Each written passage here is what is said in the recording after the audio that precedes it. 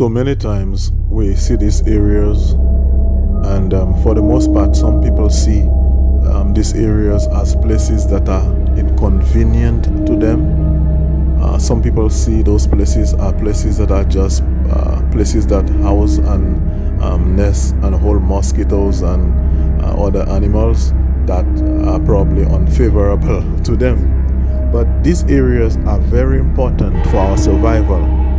These areas are considered and are defined as wetlands. And we're going to use a definition based on the EPA, United States Environmental Protection Agency.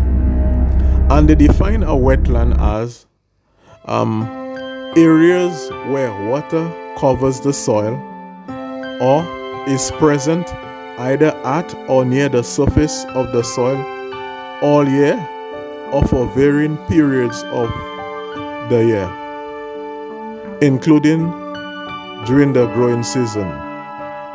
Now, and they are very important in some countries. They provide livelihoods for people who live in those places, and to some, they are places that house mosquitoes and snakes and things like that. In the minds of some people, these are very undesirable places. But these places, these wetlands, are very important for our survival. There are very good benefits that we derive from having those places. One of the benefits of having wetlands in an area, in a country, in a region, is that it protects areas from flooding. These wetland areas have the capacity to store large amounts of waters.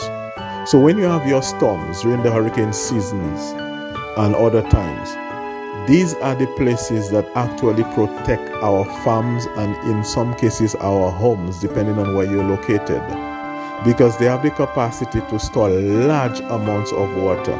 So that's one.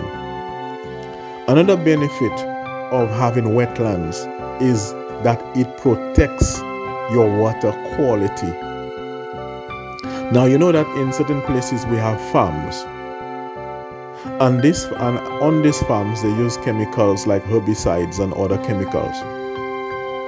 Now, because in most cases there is not a buffer zone between the farm and the water bodies, the chemicals that you use are able to leak through the waterways or through the wetlands, through directly or absorb on soil surfaces. So when you see the dirty water coming from the farms and those places, the chemicals that were applied on the farm also goes into the water, sticking to the soil particles in a process called adsorption.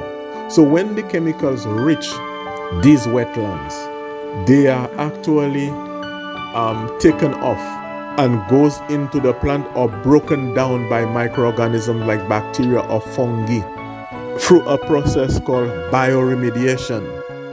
So the chemicals that were once present in the water, when it reaches the wetlands, it is broken down into something that is not that harmful by processes taking place as a result of the bacteria you have in the wetlands and the plants that you have there.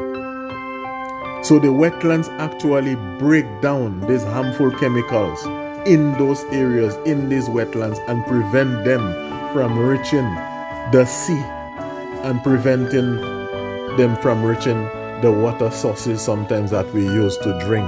Now, it is very important that the bioremediation take place in the wetlands, because if these herbicides get into the sea, one of the things that they do is that in the cases where you have corals, it bleaches the corals. So you will see the coral, whereas the coral reef supposed to be, you're supposed to be seeing different colors, and then it attracts different colors of fish. You will not have these areas, and these areas are areas that the tourists use. They usually like to come and dive in those places. But when the chemicals get into these places, it bleaches the corals, and the and so the fish are not attracted to these areas. They are not attracted.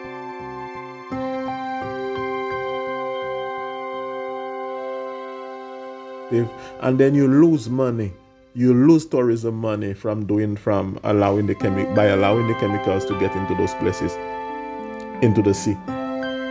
And also the water that you drink, the water that you consume in your country, in your catchment areas, the wetland is able to filter by the same process, filter out the chemicals.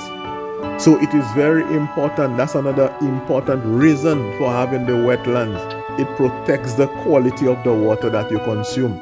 In some countries, another benefit that they derive is that people, tourists and other people, come to those areas to actually see the beauty of those places and to even watch birds and other animals in those places. In places like Fonda, we have crabs, and there are people who make a livelihood or subsidize their livelihood by coming and hold crabs and catch crabs in these areas to sell. So there are many opportunities that we can derive from having these wetlands, and we have not even explored them. Another benefit from having these wetlands is that the wetlands, in wetlands you have plants that would have not been able to grow in other environments. And so some of these plants have medicinal benefits that can be exploited or explored to help in managing different diseases. You also have animals in those places that can be explored for food and even for medicine also. It is a shelter for spawning of fish.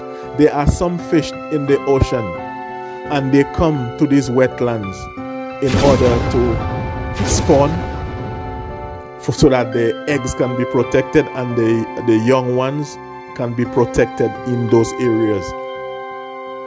But what we have sometimes is, because some of us do not understand the benefits and the value of the wetlands, you have situations where people will just come and just cut trees indiscriminately to make coals, or sometimes they will use chemicals in those places. In this situation here, we have somebody who's actually planting dashing in this wetland. Now invariably that person will be using fertilizer in that area because they believe that they'll want to help their plants grow better. All these nitrates and these other chemicals, invariably they'll find themselves in the sea. And what they will do, even in the mangrove areas, these things, what they will do, they will cause a proliferation of certain algae in the water.